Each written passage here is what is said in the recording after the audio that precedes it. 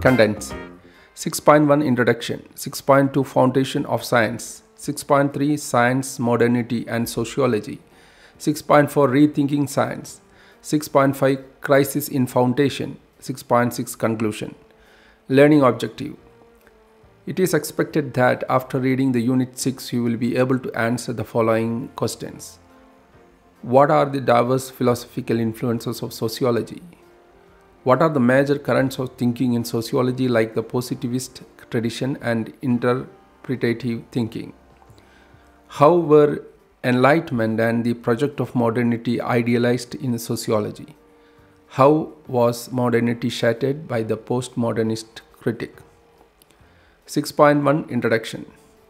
Social science, or to put it more specifically, sociology, is a formal body of knowledge that has grown, evolved, created a community of scholars, and established a distinctive tradition of learning. This is possible because it has a method, a set of principles or guidelines for observing the social reality and constructing a systematic body of knowledge. In other words, it has a philosophy. You can make out that here we are using the word philosophy not in the metaphysical or spiritual sense of the term. By philosophy, we mean a way of seeing and observing, a way of thinking, arguing, and arriving at truth. It is therefore important to understand the philosophy of social science. Only then can you comprehend how social scientists think, argue, and construct the knowledge of society, and how it differs from the other branches of knowledge. A couple of examples would make it clear. You may have read epics like Ramayana, Mahabharata. These are extraordinary, rich narratives that give you a glimpse of social history. But then, when modern historians write this history of the ancient period, their way of constructing history is qualitatively different from these epics. They may have used these epic as possible sources, but they are not storytellers. Their goal is not to adore, glorify, or condemn certain characters or mythologize the past. They seek to remain neutral, rely on all possible facts, and write about the politico-economic life, social formations, tools, and technologies used in the given period. Modern history, it is therefore argued, is not fiction or a narrative or a mythical account. Instead, it's a kind of science based on hard facts and empirical evidence. Likewise, when M.N. Srinivas 1966 came forward with the notion of Sanskritization, a process that indicates how the lower caste emulate the norms, values, practices of the forward caste, it was based on hard empirical evidence. It was therefore different from the textual account of rigid and immobile caste system. In other words, the sociological reading of caste, which is based on a field view, is qualitatively different from the way it is being seen in the scriptures. As a matter of fact, mythologies like folk tales, epics, travelogues, and literature are innumerable sources from which we come to know about human society. But what give a distinctive identity to modern social sciences are its possibility, its method of inquiry, and its way of acquiring knowledge. No wonder you often say that history is not mythology. Cultural anthropology is not a travelogue, sociology is not journalism, and political science is not an election speech. This is not to suggest that mythology and travelogue, or journalism and election speeches, are domains of falsehood. The point we are trying to make is that the methodology of social science is qualitatively different. It is a formal, structured body of knowledge having its own technical idioms and vocabulary and distinctive ways of collecting data and arriving at generalization. Social scientists, it's argued here, are objective and value neutral. They rely on hard empirical facts, and the social science account is therefore not an ideological, subjective polarization or condemnation of social reality. It is often believed that understanding this methodology is like comprehending the very philosophy of modern science that gave an identity to social science. In this unit, you would learn about this intellectual trajectory, how modern social sciences grew and evolved. 6.2 Foundation of Science. We call it social science. But what is science? Science, you often tend to believe, is objective. Science is based on facts. Science needs rational and dispassionate analysis, not an emotional or sentimental judgment. In order to make sense of the philosophic roots of modern science, we would briefly refer to two distinguished thinkers, Francis Bacon and Renee Descartes, because it is generally agreed that their contribution in the 17th century provided the foundation of modern science. Bacon taught us the first important lessons of objectivity, how to spell how to spell how to spell out the book of nature as it is, and how to observe it without any pre-selection and bias. For Bacon, there are many delusions that act as obstacles and divert us from truth. As a result, we confuse the reality with our own objective idea of it. We must overcome all these delusions that Bacon regarded as the idols of mind. There are four species of idols that Bacon identified. Idols of the tribe. The idols are common to human species as such and emanate from the typical human weakness. Our urge to see what we like to see in the world, our search for regularity, and our obsession with our own beliefs. Human minds, Bacon argued, are like uneven mirrors that distorted the reality. Superstitions and prejudice continues to prevail because of these idols. In fact, the human being's feeling imbue and corrupt his understanding and in innumerable and sometimes imperceptible ways.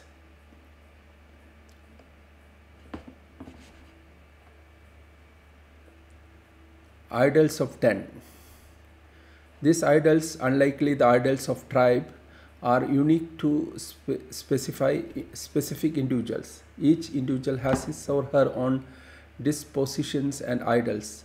Some, for instance, are inherently optimistic, some are pessimistic, and some strive for antiquity.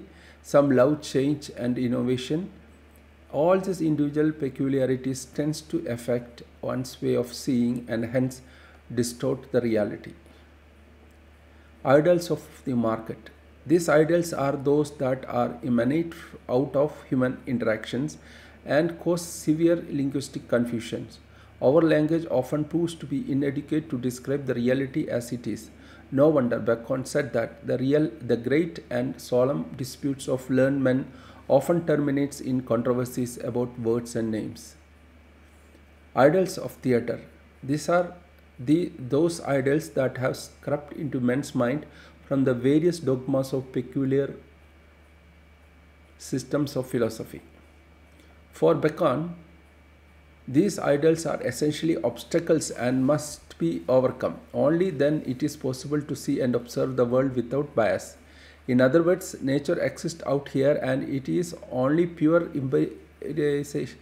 empiricism, not contaminated by our feelings and sentiments that can grasp it, and this objective knowledge, he believed, would enable human beings to establish their superiority over nature. It is in this sense that knowledge is indeed power, and the relationship between the knower and the known is detached and impersonal. The vulnerability of the selves of the knower is controlled, and the act of knowing becomes dispassionate exercise.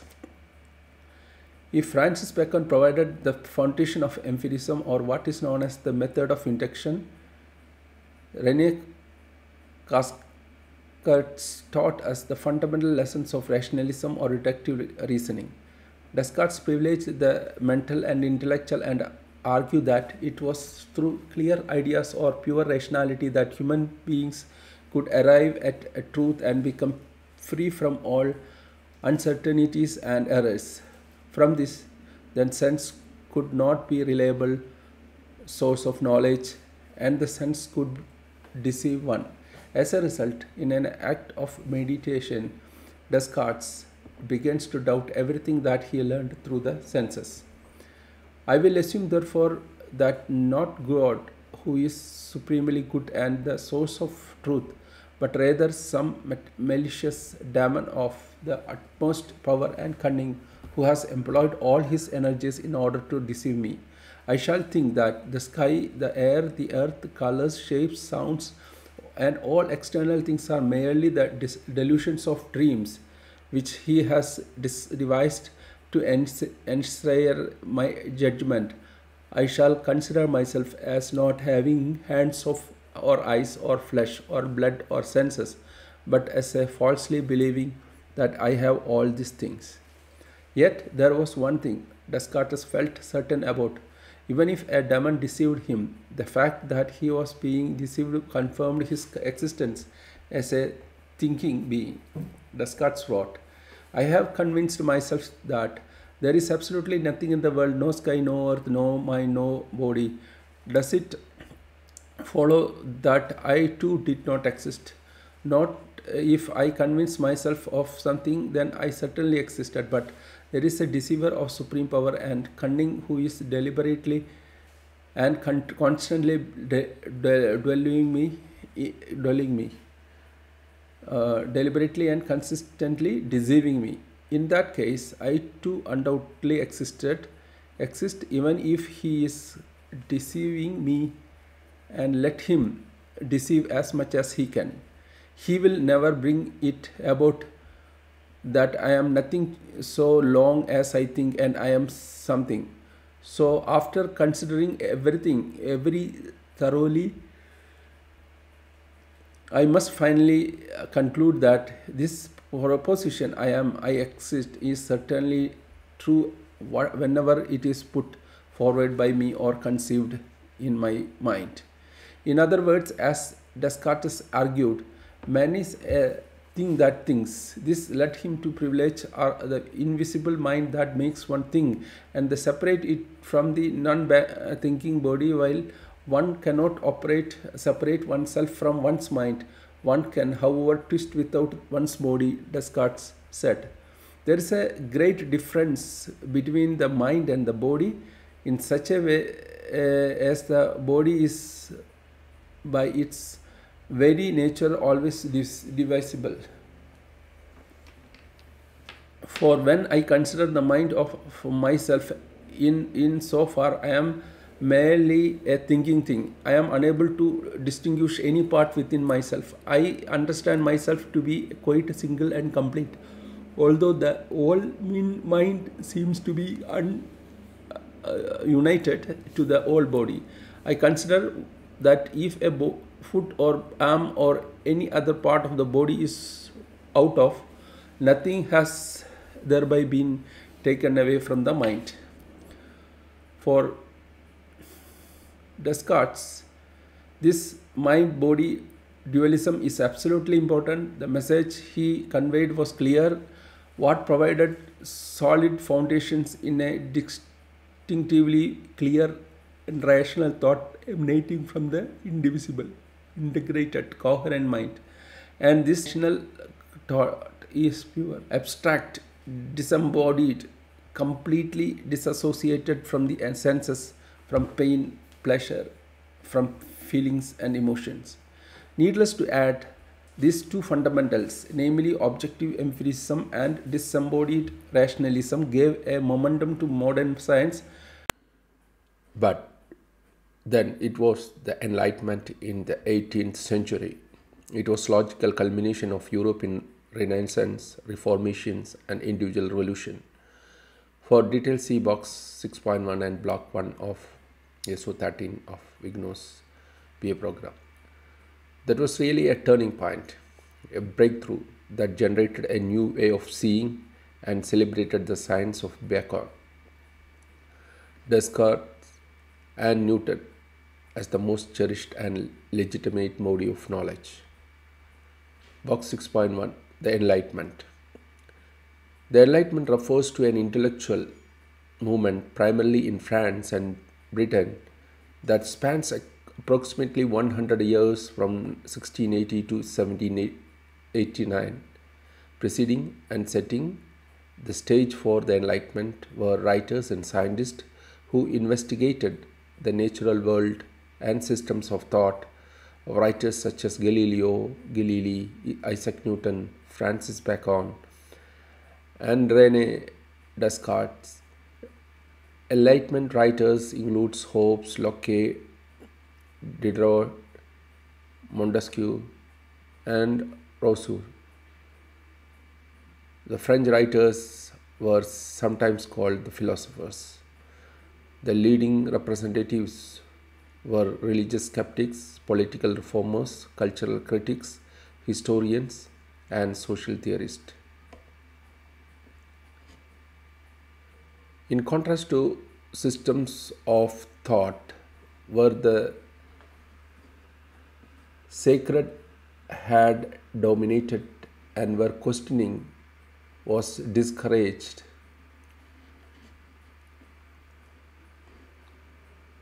Enlightenment thinkers viewed human reason as dominant. No subjects of study were to be forbidden. There were no unshakable questions with all aspects of human life approximately for examination and study. In doing this, Enlightenment thinkers combined the philosophic tradition of abstract rational thought of Descartes and other philosophers with the tradition of experimentations of empirical philosophy from Galilei, Newton, Bacon, and others. The result was a new system of human inquiry that attacked the order and the old order and privileges, put emphasis and faith on science, the scientific method and education, and acquired the practical function of asking critical questions about existing institutions and demanding that the unreasonable ones, those contrary to human nature, be changed. Also, social obstacles to human perfectibility were to be progressively eliminated.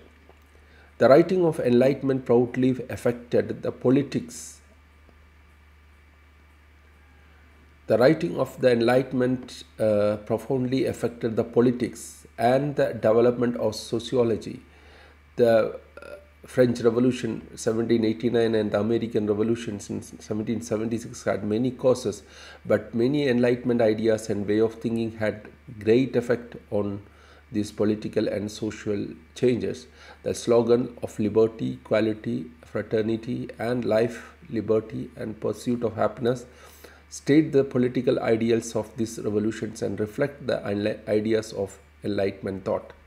Possibly it is hard to speak of a singular or unifying Enlightenment agenda because the philosophers such as Voltaire, Montesquieu, Immanuel Kant, and Adam Smith did not necessarily speak the same language. Nevertheless, from these Enlightenment philosophers, it is not altogether impossible to identify a series of the following salient features of the new thinking. Instead of God ordained society, Enlightenment spoke of the primacy of reason. It fought a great battle against Christianity, particularly its implicit notions of original in and imperfectibility. Voltaire asserted that human beings were neither good or nor evil as such. Instead, the specificity of circumstances would matter a great deal in unfolding the potential of human being. As mentioned in Mary 1996. In other words, it is possible for human beings to shape their destiny and create a better world. In that sense, the Enlightenment agenda was future-oriented and optimistic. Its optimism was sustained by its epistemology, its spirit of critical inquiry. Our age, wrote Immanuel Kant, is in a special degree the age of criticism, and to the criticism everything must submit, nothing must therefore taken for granted. This criticality gave a new momentum enabled humankind to come out of the trap of closed dogmatic thinking, and finally revealed a positive relationship between reason and freedom, science and truth. This criticality was not necessarily negative in nature. As a matter of fact, it's distorted as well as constructed. It did not oppose the ethical, spiritual core of Christianity. It opposed only the closed dogmatic character of Christianity and provided the foundation of a new world based on a secular liberal worldview. In other words, the roots of modernity, a project that celebrates scientifically rationality and individuality, could be found in Enlightenment agenda itself. It was progressive. It believed in a linear historical progress which gave a new dynamism to the exploration of knowledge, innovation and experimentation. As far as knowledge of human society was concerned, the philosophy of Enlightenment gave a new direction as outlined below. Society exists out there readily amenable to empirical observation. This knowledge of society can be objective and universal and hence cumulative and progressive. This knowledge is different from and superior to ideological distortion and religious belief. This knowledge is positively used for the restructuring of human society. Let us now discuss in more detail the interface between science, modernity and sociology. 6.3 Science, Modernity and Sociology. It would not be wrong to say that the modern social sciences emerged out of this epistemological optimism. It was therefore no surprising that right from its inception, modern sociology, to take a specific example,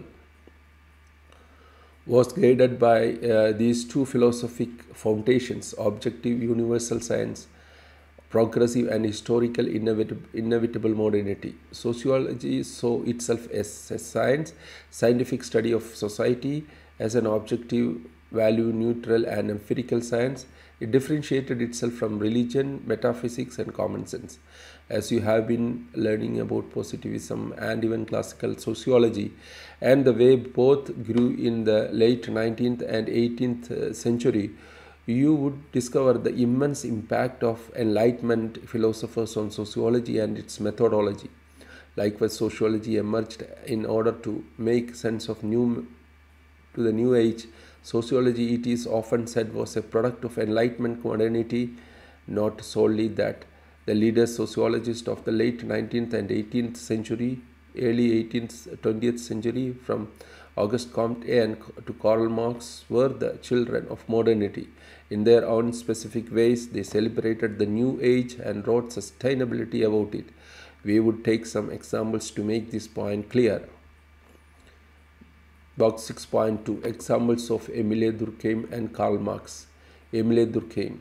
First recall Émile Durkheim, who wrote the rules of sociological methods. He believed in the scientific study of society and wanted sociology to project itself as a science of social facts, not a political partisan ideology. And one of his major writings, The Division of Labor, English term, was an attempt to conceptualize the formation of modern industrial societies characterized by heightened indifferentiation, specializations, and a complex form of division of labor. He made a distinction between such as modern society with its organic solidarity and a simple and orderly society having mechanical solidarity. Karl Marx. Second, think of Karl Marx, who believed in Enlightenment, a formation of scientific reasoning. He seemed to be heavily influenced by Newton and Darwin, and it is now well known that he sought to dedicate the second volume of Capital to Charles Darwin. Marx scientifically could be seen in his urge to discover the iron laws of capitalistic development. His inclination to plead for universal generalizations like the history of hitherto to existing societies is the history of class struggle, and the distinction he made between historical materialism and ideology. The ideology, he argued, almost like Francis Bacon, distorts and falsifies the reality, whereas the science of historical materialism enables us to see the reality as it is, how the mode of production seeks to govern the socio-cultural life and resultant conflicts and contradictions in society. Marx's affinity with modernity would be seen in his faith in historical progress, in science, in urbanity. No wonder he didn't appreciate the Asiatic mode of production, of orientation, disposition, despotism, and so immense possibilities in British rule in India, because it's enabled us to overcome our isolations and stagnation and experience the light of modern civilization. It is not our concern, it is not our contention to argue that these thinkers were blind champions of modernity. They were great scholars and immense sensitive. They would see the pathologies of modernity. You already know that Durkheim was concerned about anomy, the growing normlessness in modern societies. You also know the Marx was a great humanist who critiqued the fragmented character of capitalism and its alienation. And you are also aware that Max Weber, yet another great sociologist of classical era, spoke the pathos of disenchantment inherent in the modern age. But you need to appreciate the essential point. Even when they saw problems with modernity, they did not want to regress to a non-modern age. Instead, they retained their faith in the foundations of modernity and science and sought to accomplish the agenda of modernity by making it more humane and egalitarian. As you see, science with its central principles of objectivity, universalization and casual explanation did have a tremendous impact the formation of modern social science. This, however, does not mean that there was absolute agreement on the unity of method. True positivism, a dominant mode of sociological inquiry in the 19th and early 20th century, did not see much qualitative difference in the study of nature and socio-cultural domain. But then there were many who differed and pleaded for a separate mode of inquiry in social and cultural science. Its roots could be seen in Immanuel Kant, one of the leading Enlightenment philosophers. While meditating on nature, he spoke of the two distinct principles, the physical component being enslaved by the senses, and the moral component that strives for truth, justice, and beauty. No wonder one aspect of the Enlightenment social theory that spoke of human being conditioning gave birth to material structural analysis, and the other mode of inquiry that spoke of human beings freedom gave importance to voluntarism, human agency, creativity, and reflexivity. Herein lies the point of departure.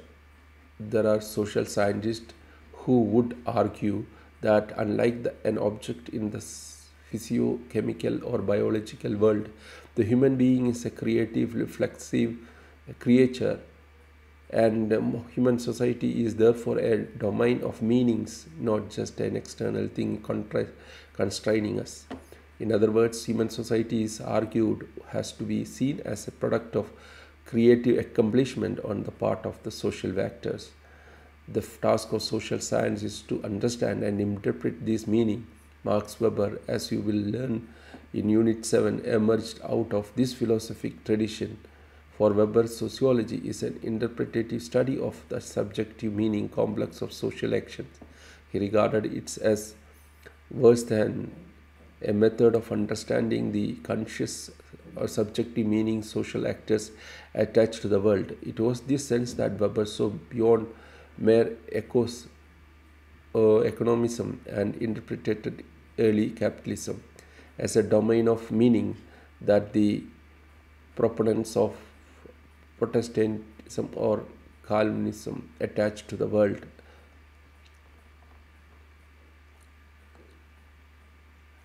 Well, Weber did speak of the human agency, but this does not mean that his sociology was subjective in nature. Instead, he sought to unite the interpretative study of subjective meanings with an objective causal analysis. He was not against the basic tenets of science, objectivity, value neutrality, and casual explanation. What he was objecting to was the positivist urge to equate society with nature and undermine the domain of meanings. He was therefore talking about ideal types which were more like models rather than exact scientific law.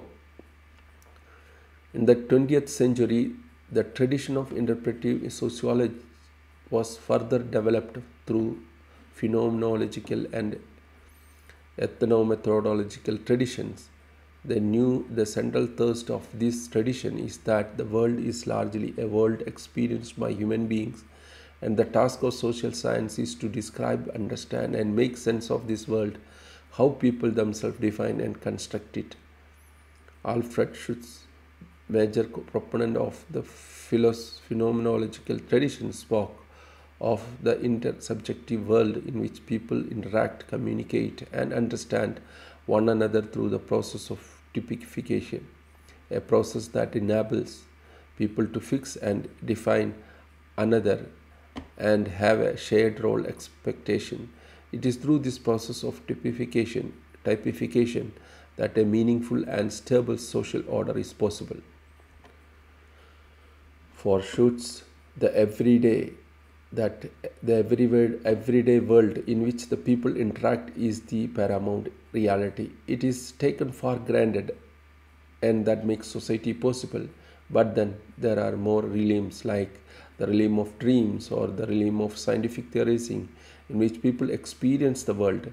All these finite provinces of meaning have their own notions of time and space, and shifts from one realm to the other involve shock.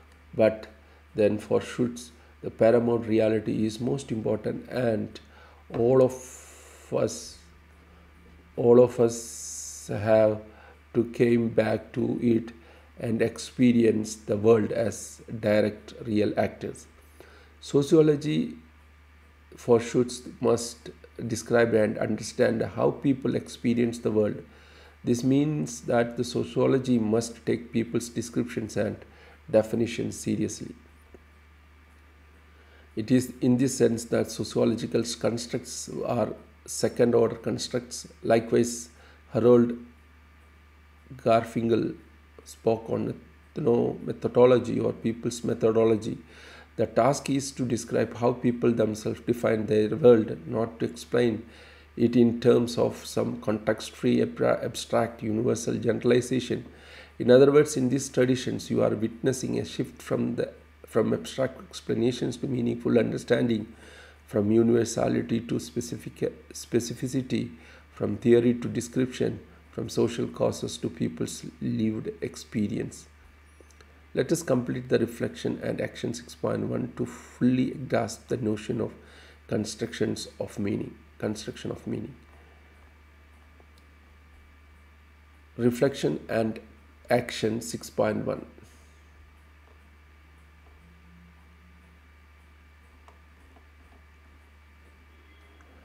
Hygiene is an example of social construction.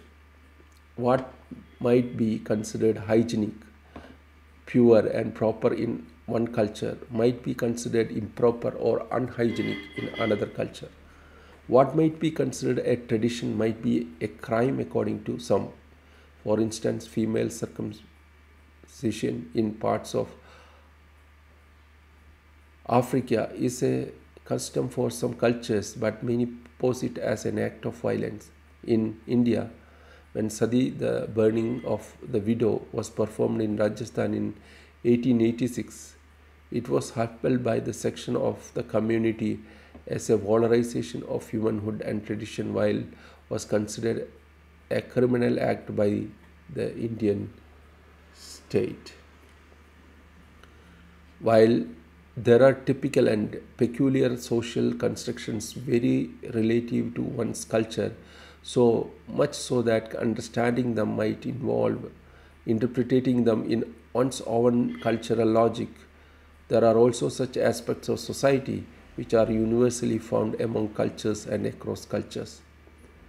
In the light of the above examples and statement, write down the answers the following questions on a separate sheet of paper. The questions are: can one be value neutral in situations such as female infanticide and sati?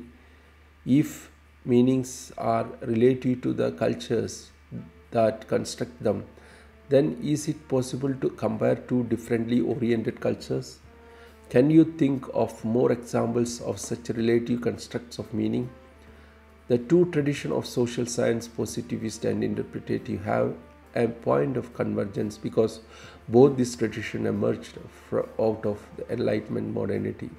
In the positivist tradition, you can see the Enlightenment affirmation of legitimacy of scientific explanation, and in the interpretative traditions you can find the affirmation of enlightenment optimism centered on human being agency and their ability to create this world.